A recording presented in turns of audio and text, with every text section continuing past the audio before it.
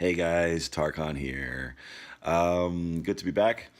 I wanted to sit down today and do another video addressing your comments, and I've actually been going through them, and there's some great ones.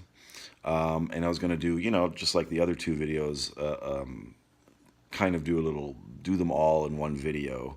And I'm still going to do that. There's some great comments. I'm going to address them all. But there's one that stuck out for me, and I felt that it was kind of a serious one. And so I wanted to actually, because it's a little heavy, I wanted to actually give it an extra video, like on its own, just a little bit of extra attention. And you'll see why. This one is from 𝗙ecie𝗂𝗿 𝗖ście Hi, Jessica. And you're going through a lot of shit right now, aren't you? Yep. I can see that. So Jessica is dealing with a divorce, and her dad is dying of cancer. I'm desiring manifesting healing for my marriage, as my husband is dead set on divorce. How can I best do this successfully? I was told everyone is you pushed out would be very helpful. In other words, the concept of everyone is you pushed out. Which, yes, it's good to embrace that concept and to let it sink in and understand that everything is coming from you ultimately, right? That is to say, everything in your reality that's playing out in your personal reality is emanating from you.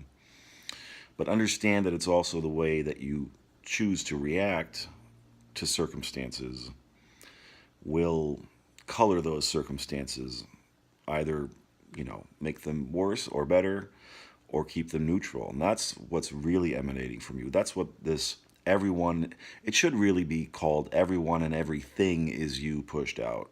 Everything also. I mean, the house you live in, the job you have, the town you're in, the country you're in, all those things are you pushed out. So it's not just the people coming into your life, but it's the circumstances, the experiences, the environment you find yourself in. And it's going to take on a particular meaning for you depending on the meaning that you give it, right? So something as heavy as divorce, obviously, is going to be very stressful. You don't want this divorce. So your belief about this and the meaning you're attributing to it is that this is a terrible thing. And I'm not arguing that by any means. I'm not saying that it's not a terrible thing. But understand that your unique perspective on these circumstances emanates from you directly, right? And the same thing goes for your dad dying of cancer. Now, this is a touchy subject because everyone experiences loss in life, and everybody loses somebody they love at some point. Well, hopefully not when we're children, but when we're children, we might lose a pet or a grandparent, and we learn about this idea of death, almost from the moment we come in, right? It seems to be all around us. So we do have a certain adopted mentality or belief system around the concept of death that can get very tricky from our sort of earth perspective, let's put it that way, right? Our kind of ego monkey perspective, it seems like an end to everything and the worst thing that could possibly happen. Now, I'm going to tell you, because you're saying any words of wisdom for my broken heart. Now, I can only tell you my perspective on these things, and I can speak from my experience around it. That's the best I can do, and I hope that the words that I'm going to tell you are going to be helpful to you, at least in the sense that they give you more perspective or a different perspective on the situations happening in your life right now. But first and foremost, let me say this. What you're dealing with is change, and we're always dealing with change. One of the things that we sort of agree to when we come into this life, these bodies, to live as human beings, we're not human beings with souls. We are souls with human bodies having a human experience, right? And we agree and we understand when we come in that this experience is going to be temporary, and that all the experiences and things that happen between the time we're born and between the time we leave are also going to be temporary, right? It's not a nice thing to hear. It may not be necessarily very comforting, but it's the understanding that comes with the understanding that nothing ever really ends, right? Things never end. They simply change form. You don't end. Your father doesn't end. I'm not going to end when my body dies, right? And we understand this in the teachings and in the way that we utilize this understanding of law of attraction, and we take it to other levels of more of a spiritual understanding of ourselves and our experience here and life and what it all means, right? And I have this idea for myself that I formulated, that the way that I give meaning to these things is that we're all here just wearing a costume and playing these parts in this kind of cosmic play that we've always all decided to come and play together, right? We're all on this stage. Doesn't Shakespeare say that, right? All the world is a stage and all the people mere actors. Well, if you look at it that way, it kind of is like that. I've decided to come here and be Tarkhan and play this part and take on this particular identity, right? And you've decided that. Your dad has decided to take on a particular kind of identity, and to be called what he's called, and for you to be called Jessica, and for you guys to play out this script together, right?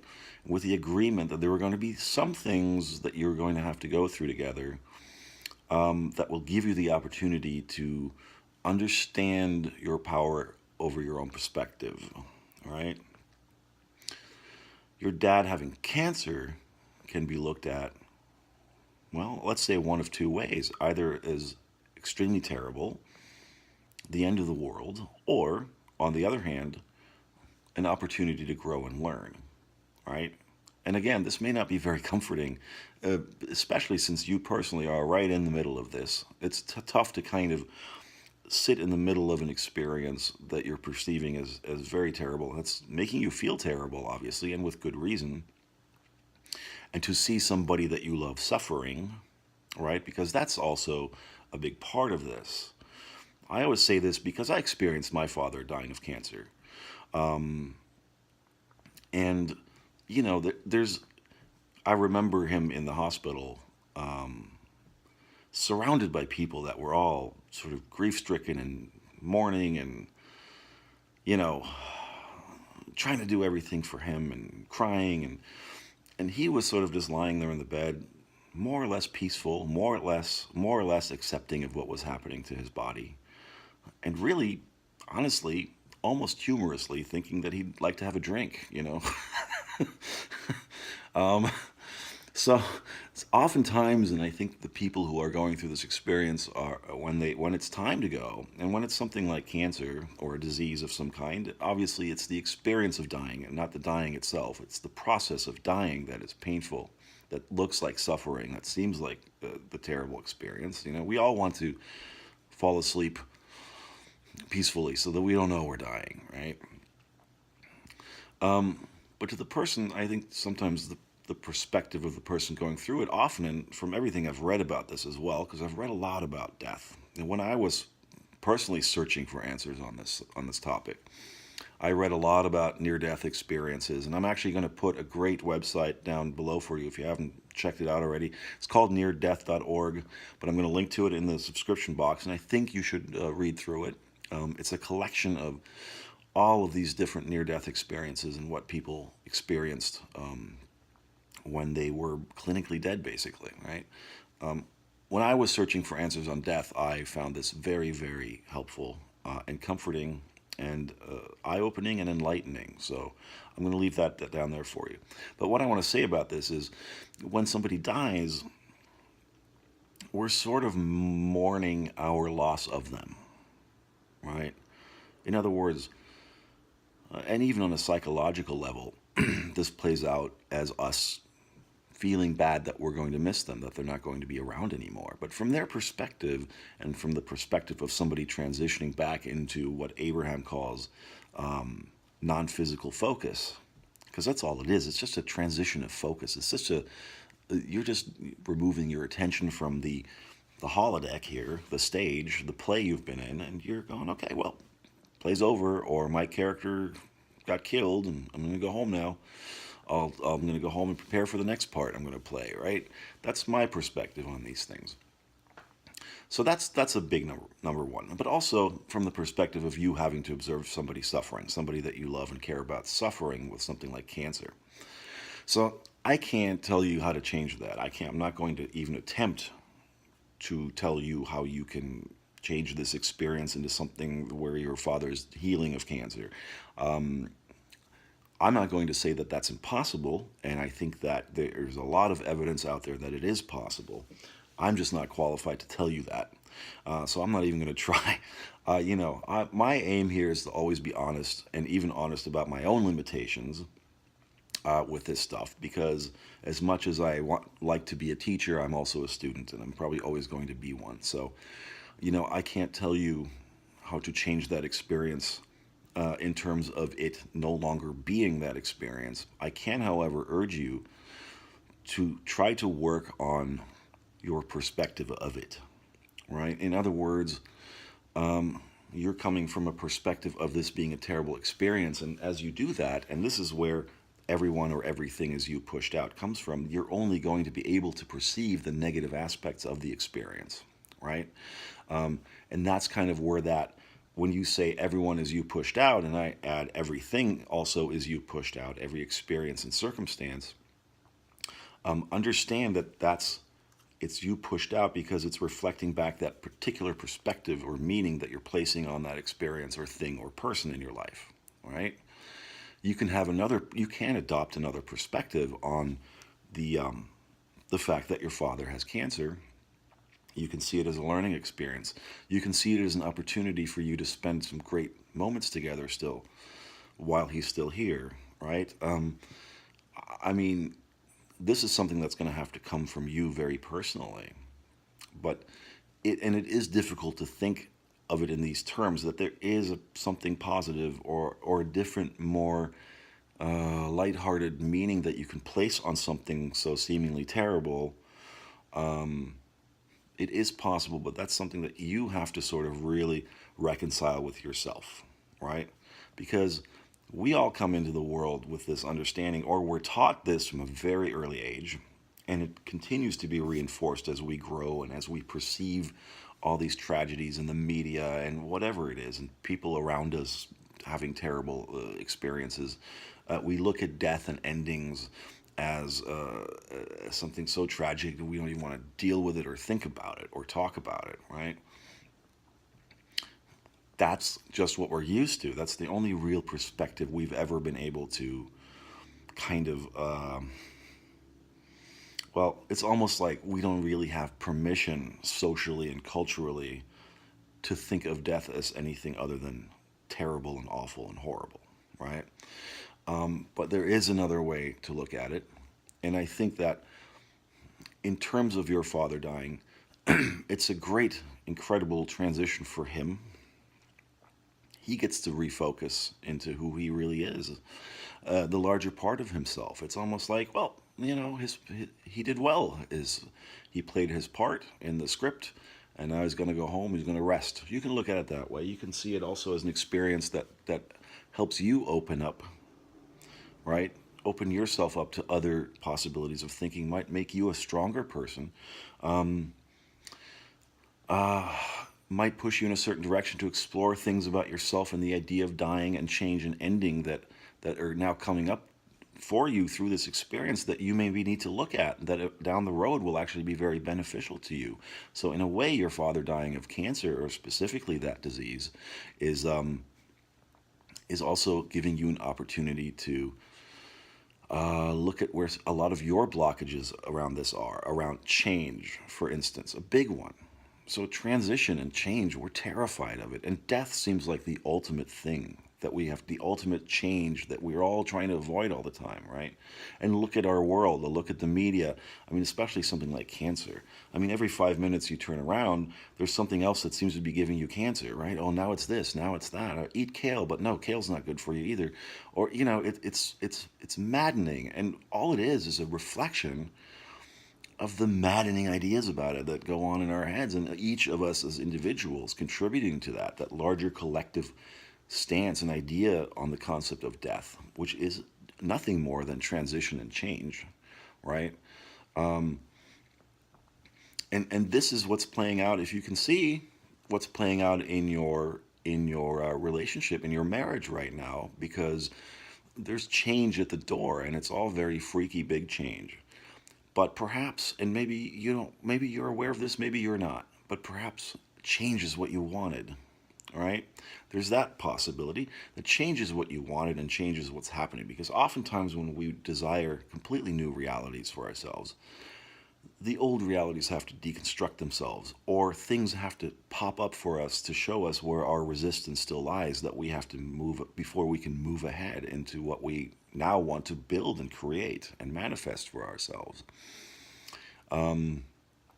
This has happened to me many times when I wanted to manifest money, and I was doing very well on the whole vibration thing around it, and then suddenly, old debts would come up, or my computer would break down, and some expense would happen, and it was all showing me, it was all popping up to show me where I was still blocking myself. And looking back on it, if that hadn't showed up, I would have possibly gone forward and maybe manifested some things, but they wouldn't have been that great, or I wouldn't have been able to hang on to them for very long or enjoy them for very long, right?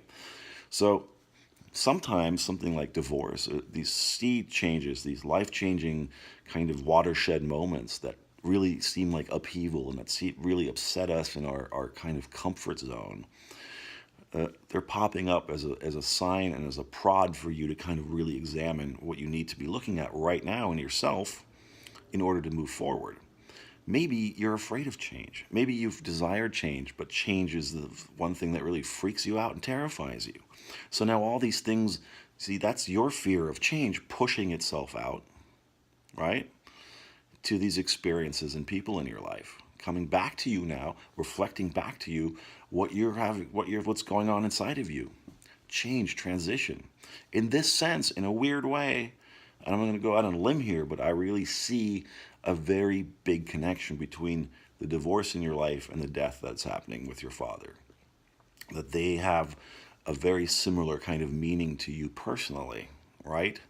The meaning of upheaval and change and transition that is very terrifying, and that may be a lot of stuff that you've avoided because we get locked into our comfort zones. Now I'm speaking specifically about the divorce too, and marriages. I mean, marriages especially, and depending on how long you've been married, but marriages or relationships that go on for a very long time, people become locked in their comfort zones and they kind of stop growing sometimes.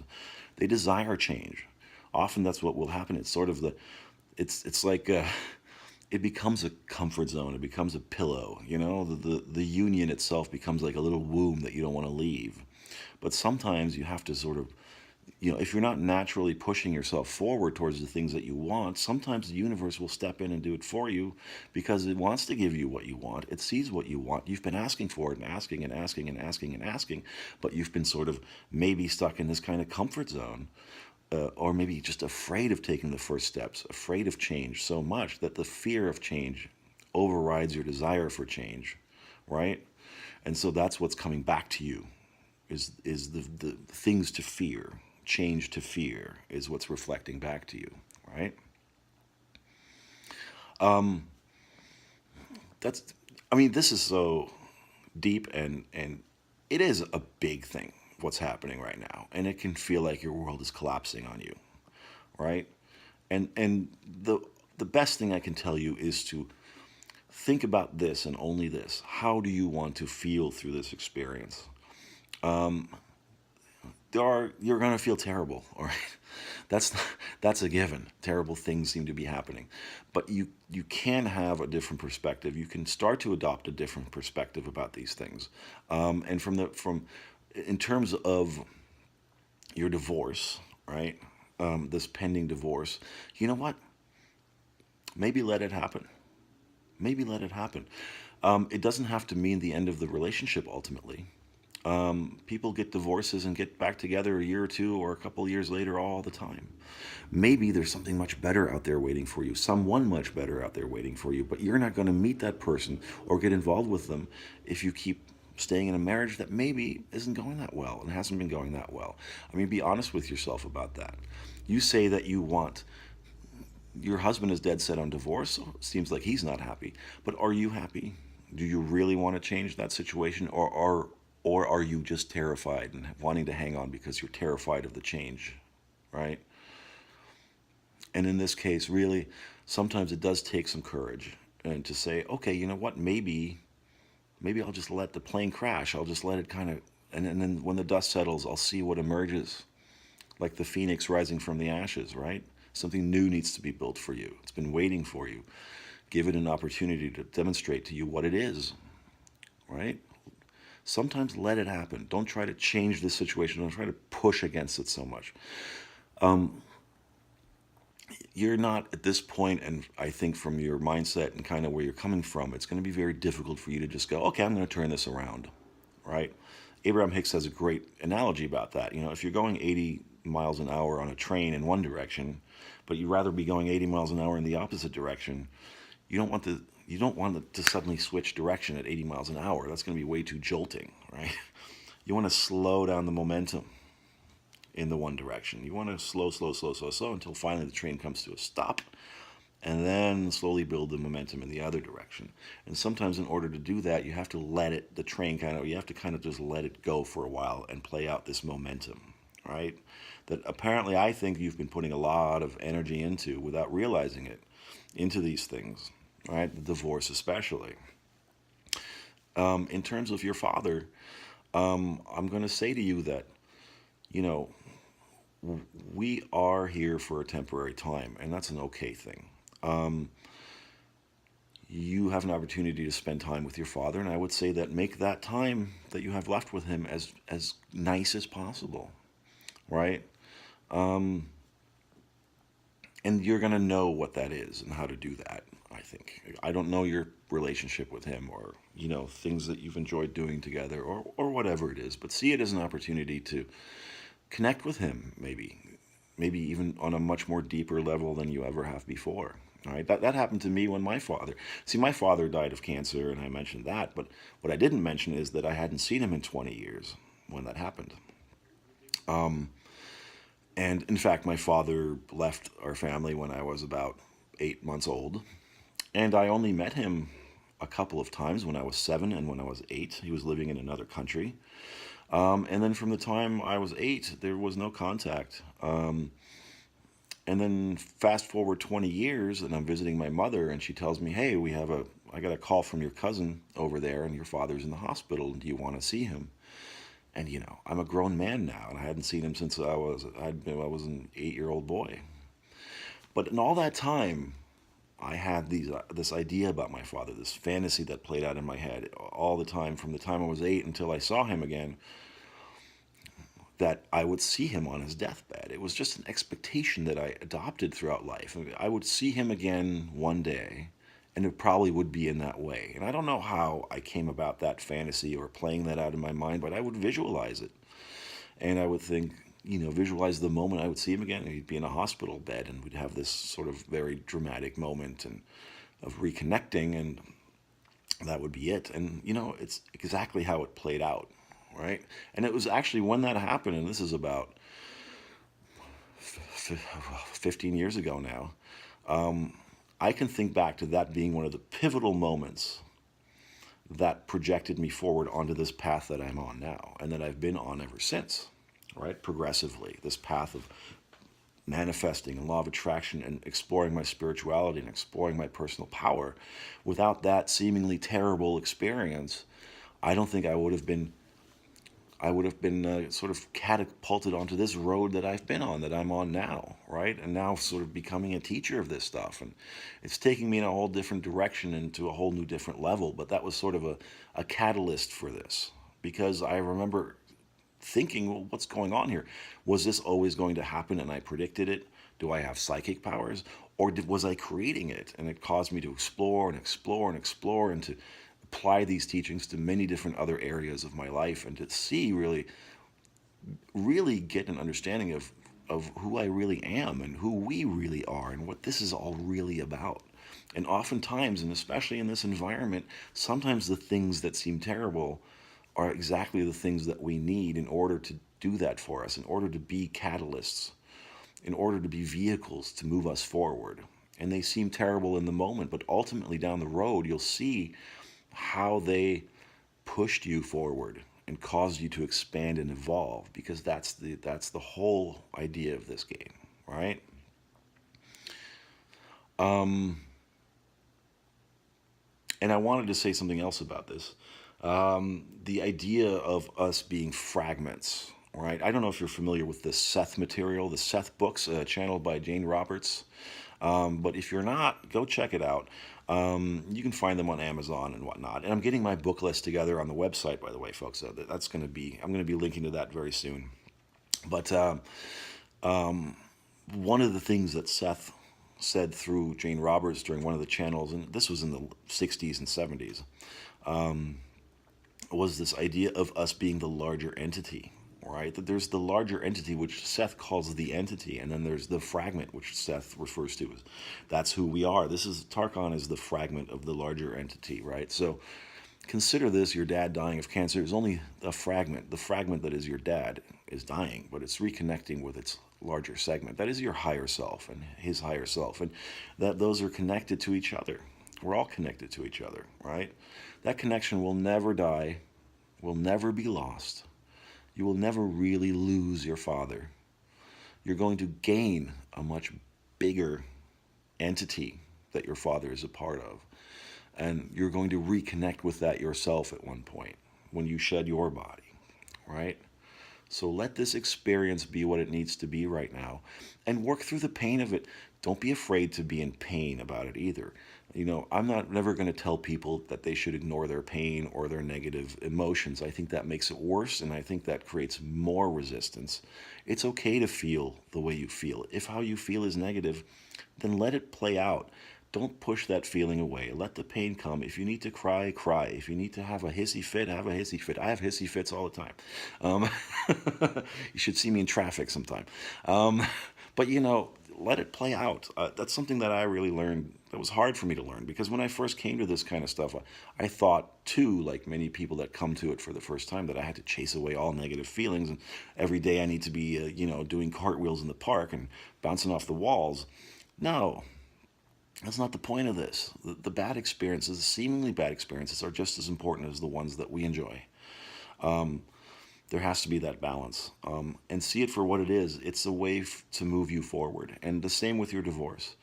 You're going to come out of all of this, all right? You will come out of all of this, and you're going to look at it and go, whew, all right, I see. Yeah, and I see how I'm different now, and I see what this is doing now, what this has done. And always, always, always, I'm going to guarantee it's going to be a more positive experience down the road, and you're going to see how it's led you to a better version of yourself, right? A more powerful version of yourself, a more self-aware version of yourself, a more creative version of yourself, a more accepting, courageous, stronger version of yourself. But sometimes we have to let the towers crash around us. We have to let it all go to dust sometimes in order to see what's, you know, look at it as something very exciting. Maybe you have a fresh canvas in your life, right? And now that you understand how you're creating, you understand that you are the one giving meaning to things, that maybe your fear of change is kind of what's being reflected back to you. Now you have an opportunity to do something about that, which maybe you wouldn't have had before, right? So, I really, really, really hope that that was helpful to you. You know, sometimes you guys come to me with some things that I feel like are, okay, this is a little bit more than I want my ex-boyfriend back, or I'd like to win the lottery. You know, you're dealing with death and divorce and some heavy shit, and I don't ever want to, you know, be dismissive of those things. And I understand that you had a very serious question. You have some serious things going on in your life, and I think it deserved a serious, thought-out response. And I hope that, you know, it was able to give you some perspective on the situation, and maybe, you know, make you feel a little bit better. I hope so. And please stay in touch and let me know what you think, and let me know, you know, how things play out for you. This is also great. I mean, we can all support each other here. This is what's great about this kind of thing. You know, we connect with each other, people connecting through time and space, through this medium. It's exciting. It's kind of why I love this YouTube thing. You know, I love it because I've thought about starting a blog and just writing, and I'm still thinking about doing that. But there's something lost in that. There's something different goes on when we get to look at each other, right? Or at least you get to look at me. You see a face and you see a human being, and you see somebody, you know, you hear a voice, and that can often be much more comforting than reading a listicle of 10 things on what to do to yada, yada, yada, yada, right? So, on that note, and again, I'm going to leave that link for you, neardeath.org. I think you'll see it in the description box. Also, I'm going to leave another link for you, and this is something I found that a while back that I really like, and it's an excerpt from a book, Law of Attraction and Death, and it's a list of 10 things dead people want you to know. And actually going through that was really, there's a video attached to it too. So for me, I think this is some great stuff. So that can help you maybe gain more perspective and maybe kind of help you deal a little bit more with the death of your father, okay? And again, don't give up. Don't despair too much. This will pass, and you're going to be a better person, a stronger person, a more connected person, more connected with yourself, all right? So chin up, and also, I'm going to get to your other comments. This one took a little while. There's other comments I wanted to respond to, and I'm going to do another video this weekend about that, okay? And also, very soon, quick short announcement, very soon I'm going to be offering email coaching, one-on-one email coaching. So I'll be making an announcement about that soon, maybe in the next week. So for those of you, and I haven't been getting to emails, and I understand that, and I'm sorry, but the fact is, you lovely people, you've been writing me and loving my channel and subscribing, and I'm so happy for it. But I can't answer them all. I just can't. I wish I could. So, but you know, I'm going to set up a system whereby you can get one-on-one coaching, and that will be, you know, if you really need a sort of a one-on-one email interaction, and that will give you the opportunity to have that. But anyway, the details of that to follow. So I hope that helped you, Jessica, and I wish you all the best. And for everyone out there, look for another video this weekend or early next week at the very latest. And until then, take care.